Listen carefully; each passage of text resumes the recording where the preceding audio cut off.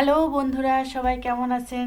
আশা করি সবাই ভালো আছেন। আজকে একটি সহজ উপায়ে ঘরোয়া রেসিপি নিয়ে আসছি। যারা মোটে একদমই রান্না করতে পারেন না তাদের জন্য ভিডিওটি।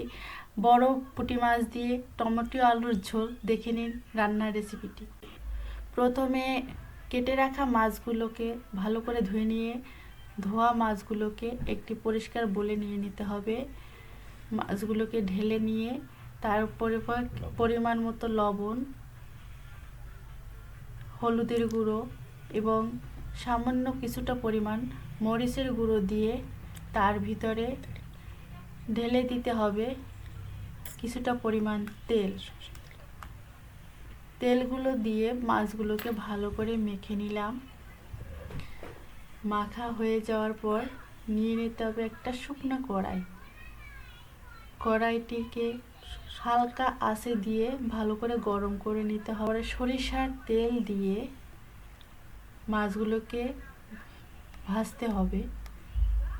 এভাবে মাছগুলো দেওয়ার পরে দুই পাশ উল্টে দিতে হবে, নেড়ে চেড়ে উল্টে দিতে হবে। এক এক করে মাছগুলোকে উল্টে নিলাম। তারপরে মাছগুলো দুপাশ ভাজা হয়ে যাচ্ছে দেখে নিতে হবে এভাবে দুই পাশ সমানভাবে ভাজা হয়েছে কিনা।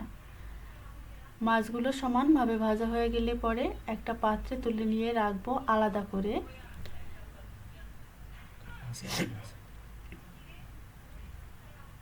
এভাবে মাছগুলোকে ভেজে নিলাম। এরপরে সেই গরম তেলে কিছুটা পরিমাণে ফোড়ন দেব, জিরা ফোড়ন। তার ভিতরে দিয়ে দেব পেঁয়াজ এবং রসুন কুচি। এভাবে দেওয়ার পরে তার ভিতরে আগে থেকে কেটে রাখা কাঁচা লঙ্কাগুলো দিয়ে হালকাটা নেড়ে চেড়ে সামান্য পরিমাণ ভেজে নেব। হালকা বাদামি কালার হয়ে আসার পরে ওতে দিয়ে দেব আগে থেকে কেটে নেওয়া আলুগুলো দিয়ে এভাবে নেড়ে চেড়ে নিলাম। নাড়া হয়ে যাচ্ছে এভাবে। এর ভিতরে দিয়ে দেব কিছুটা পরিমাণ হলুদের গুঁড়ো পরিমাণ মতো নেবেন, কেউ বেশি পরিমাণে নেবেন না, কারণ ভালো লাগবে না। তার ভিতরে সামান্য কিছু টমেটো দিয়ে দেব, দিয়ে নেড়ে চেড়ে এগুলো সিদ্ধ করতে হবে। এর জন্য নেড়ে চেড়ে সামান্য কিছু পরিমাণ জল ঢেলে দিচ্ছি।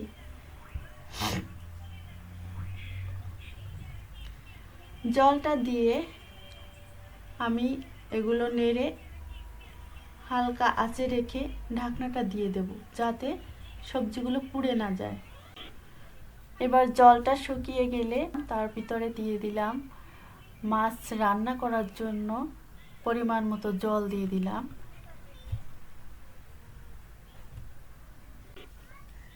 জলটা ঢেলে নেওয়ার পরে আমি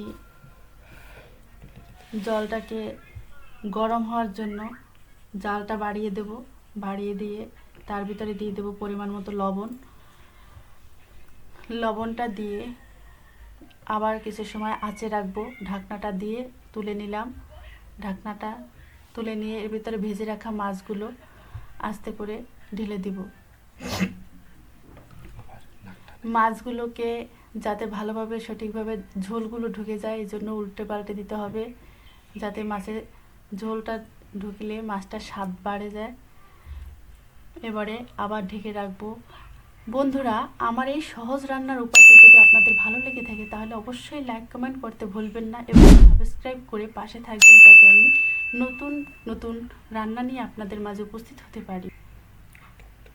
এরপরে মাছটা যখন হয়ে আসছে তখন টমেটোগুলো দিয়ে দেবো যাতে করে টমেটোটা না গলে যায় এবং মাছের স্বাদটা আরও বাড়িয়ে দেয়। ভিডিওটি মনোযোগ সহকারে দেখার জন্য ধন্যবাদ। সবাই ভালো থাকবেন।